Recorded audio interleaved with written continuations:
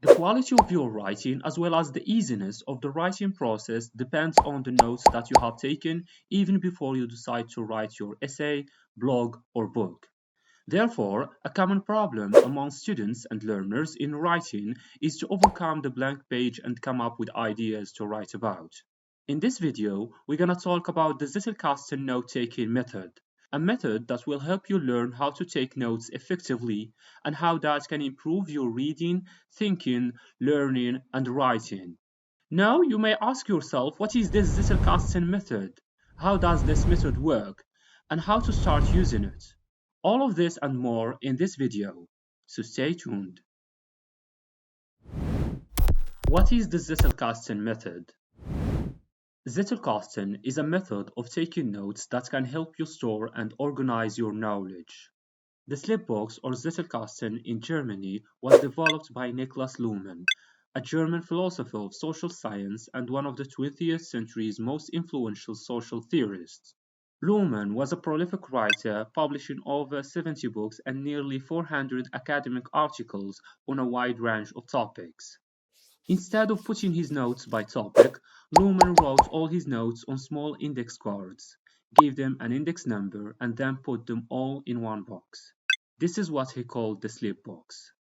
Soon after, he would create new classes of these notes. Luhmann realized that to get the most out of an idea or note is to be able to use it out of the context that has been taken from. That is, to be able to connect that note or idea to other contexts.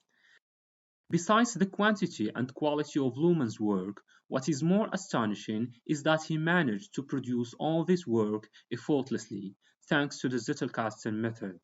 Making this small change in your workflow will not only make you productive, but will also make the work more enjoyable. Tools. All you need is boxes, index cards, and pen. Or you can use digital note-taking apps like Evernote, Notion, or Roam Research. Luhmann's boxes. Luhmann used to have two boxes. A bibliographical slip box which contains quick notes on the material he read along with their references. The main slip box. In this box, he develops detailed notes based on what he read. Zettelkasten method steps. Make fleeting notes. These notes are short and are taken just to capture any interesting idea that comes into your mind when you are taking a shower, hanging out with your friends, or watching TV. While you're writing these notes, don't worry about grammar or punctuation. Focus more on collecting as many ideas as you can. I usually write down these ideas on a notebook app. Try to save these notes in one place so that you can process them later. Before we move on to the next step, I would love if you like this video and find it useful to boop the like button and subscribe to get awesome videos like this in the future. Make literature notes. These notes are about any kind of content you've read. While reading, Luhmann would make notes on any interesting idea he came across on one side of a card. The other side was reserved for bibliographic information.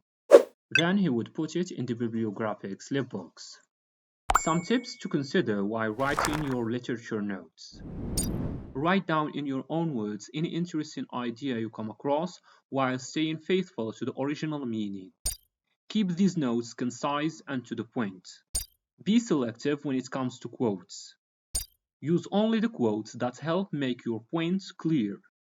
Don't forget to add the bibliographic information at the back of each card. Save these notes in one place in your slip box. Make permanent notes. Now go back to your slip box, examine all the notes you've written in step 1 and 2. Basically, you should try to do this process every day so you stay updated with what you've written and look for the notes that are related to the topic you want to write about. This process is not about collecting, but rather developing ideas and arguments. While you are reviewing the notes that are related to your topic, see how they develop, straighten, correct, or disagree with what you have. Ask yourself, can these notes generate something unique? What questions are triggered by these notes? Dictate one note to each developed idea. To make your notes understandable, consider yourself writing for someone else. Use coherent sentences, be concise and clear, and include references. After finishing your note, try to connect it to as many related notes as you can. Most of Luhmann's notes are related to each other. Seldom would you find an isolated note. Add your new permanent notes to the slip box. The organization of Luhmann's notes was not by topic as most of us do. He instead classified his notes by simply numbering them. Each card was given a unique number. For example, if his new note was related to an existing note, it can be a correction, comment, or addition to the existing note, he added it next to it. That is, if the existing note had the number 11, the new note would have the number 12. If the number 12 was already taken by another card, the new card would take 11A. Also, whenever he added a new note, he included it with a link to an existing note or multiple existing notes. By doing this, he was able to connect one note to different contexts. One last thing is to ensure that you link this note to your index page so you'll be able to find it later. Develop your slip box. You can develop your notes by looking if there are any gaps to be filled or questions to be answered among the related notes you have. Read more about the topic you are learning about so that you can come up with new insights along with what you already had. Learn more about the topics that interest you. If you are interested in the topic you're learning about, you're more likely to read a lot and ask many questions about it. Start writing about your topics of interest. By making notes on every topic, article, or book you read, you will be able to collect a respected database. This will help you when you want to write about a topic. Instead of starting your research from scratch, you will just go back to your slip box. Collect the relevant notes to your topic and then organize them. See what's missing and delete redundant ideas. Try to improve your insights and arguments by going back to reading and note-taking. While developing an argument, don't just copy your notes and include them in your paper. Try to use your notes in a way that fits the context of your arguments. To sum up, whenever you encounter an interesting idea, write it down. You may not use it in the project you are working on at the moment, but who knows, you may need it later in another work. The bottom line is to keep this habit of taking notes while reading. Most of what we learn comes accidentally, so make sure to take notes of those ideas that you encounter accidentally. While developing an idea, you may get stuck at some point. At this time, it's okay to move on to another idea and start working on it. Once you see that you're able to carry on the earlier thoughts that you get stuck at, you go back to it.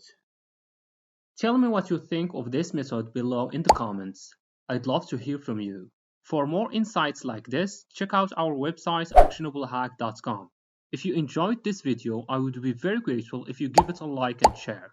If you're new to this channel, be sure to subscribe to get awesome videos like this, and click the little bell so you don't miss any of my future videos. You can follow me on Facebook, Twitter, and TikTok. If you made it this far, you probably enjoy this kind of content and you may be interested in other study tips.